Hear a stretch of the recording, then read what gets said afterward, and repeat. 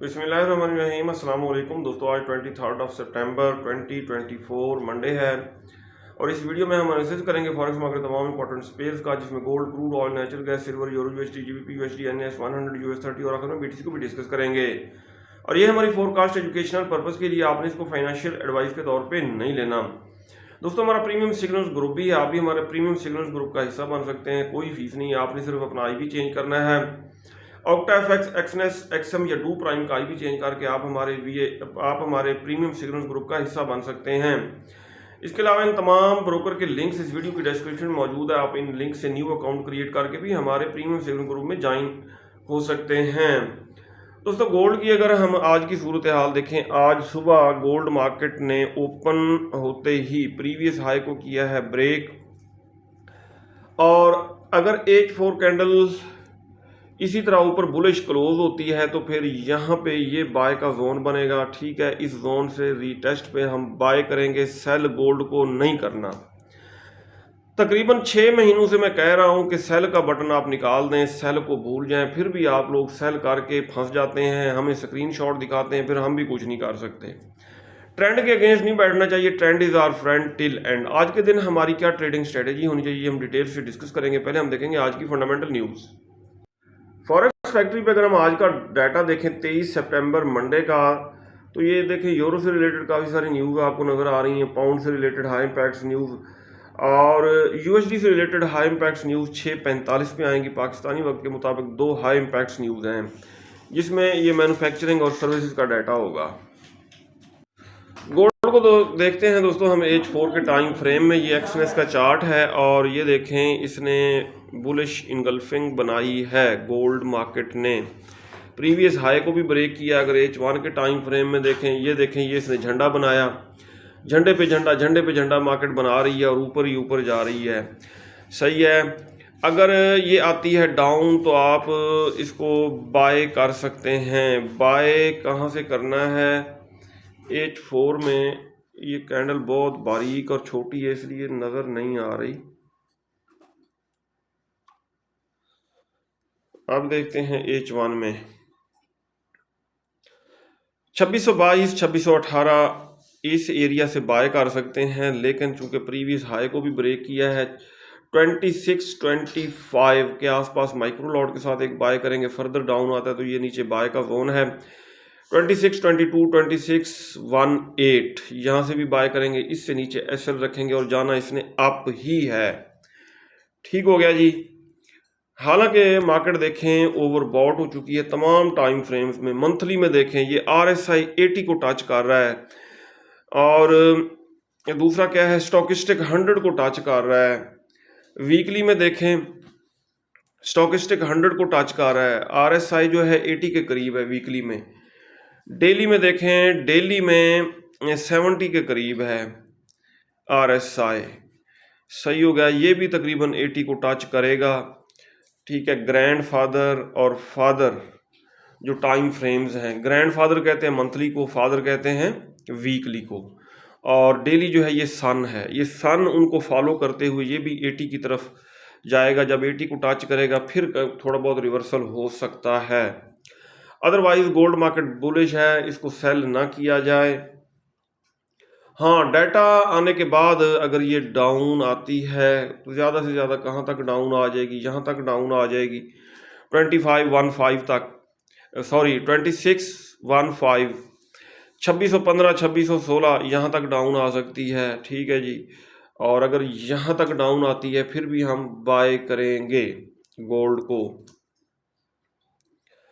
Gold की bullish होने की रीज़न एक तो फंडामेंटली अगर आप देखें ये इजराइल वाला मसला हल नहीं हो रहा, जंगबंदी नहीं हो रही, और दूसरे नंबर पर टेक्निकली भी ये बुलिश है।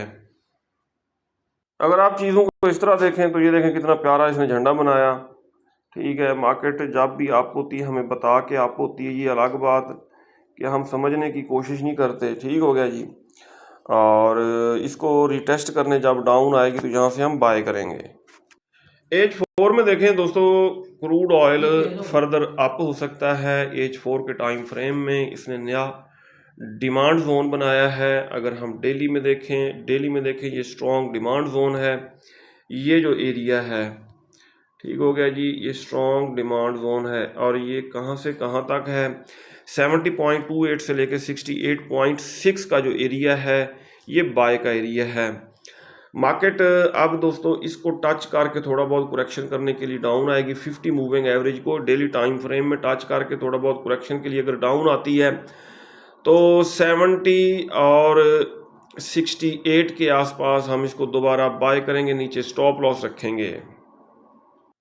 हाँ जी, नेचुरल गैस अप जा रही है और ये कहाँ तक अप हो सकती है, 3.18 तक अप होने के बाद आ सकती है डाउन। अगर इसके ऊपर कैंडल क्लोज कर दी तो फिर इससे भी ऊपर जाएगी। डेली टाइम फ्रेम में अगर हम सिल्वर को देखें, सिल्वर भी बुलिश है और फ्राइडे वाले दिन इसने हमारे बाय के जोन को प्रॉपर रीटेस्ट किया था, यहाँ से अप हुई। और अगर हम H4 में देखें, H4 में क्या सिचुएशन बन रही है, H4 में दोस्तों अगर ये मार्केट आती है डाउन तो बेस्ट बाइंग एरिया जो बनेगा, बेस्ट बाइंग लेवल जो बनेगा वो मैं आपको बता देता हूँ। वो देखें यहाँ से बनेगा 29.14 के आसपास हम बाय करेंगे। यूरो यूएसडी को अगर हम देखें तो ये मार्केट भी बुलिश है और इसको देखते हैं डेली टाइम फ्रेम में। डेली के बाद हम आ जाते हैं वीकली में। ये देखें वीकली में ये डिमांड जोन है और अगर मार्केट डाउन आती है तो इस जोन से हम बाय करेंगे और डबल कंफर्मेशन मौजूद है। इसमें 200 का मूविंग एवरेज भी है। बेस्ट ये है कि जब इस जोन में आने के बाद 200 मूविंग एवरेज से टकरा के अप होने लगे तो यहाँ से बाय किया जाए तो ये सेफ बाइंग होगी। जीबीपी यूएसडी को देखते हैं, डेली टाइम फ्रेम में इसने डिमांड जोन बनाया हुआ है। मार्केट अगर आती है डाउन 1.32 1.31 इस एरिया से हम बाय करेंगे। यूएस टेक 100 मार्केट दोबारा बुलिश हो गई है। एक दफ़ा तो इसने थोड़ा इशारा दिया था डाउन आने का, लेकिन नहीं, सही हो गया जी, ये दोबारा बुलिश हो चुकी है ये मार्केट। और इसको हम कहाँ से बाय कर सकते हैं, डेली टाइम फ्रेम में ये डिमांड जोन बना हुआ है। इस एरिया को रिटेस्ट करके अप होने लगेगी तो हम बाय करेंगे, नीचे एसएल रखेंगे। यूएस 30 को देखते हैं। यूएस 30 ने ये देखें ये डिमांड जोन बनाया और इस जोन को अगर रिटेस्ट करती है तभी यानी कि इसको बाय किया जाए, ठीक है, अदरवाइज फंस जाएंगे। ये देखें ये बाय का एरिया है, इस जोन से बाय किया जाए। क्यों बाय किया जाए, डेली टाइम फ्रेम में ये डिमांड जोन बना हुआ है। बीटीसी दोस्तों कोशिश कर रहा है 200 मूविंग एवरेज से इबव स्टेबल होने की कोशिश कर रहा है, ठीक है। ये देखें डेली टाइम फ्रेम में ये 200 मूविंग एवरेज से टकरा के पहले भी डाउन आया था। पहले ये देखें एक दफ़ा डाउन आया, दूसरी दफ़ा डाउन आया और तीसरी दफ़ा ये से ऊपर क्लोज होने की कोशिश कर रहा है बीटीसी।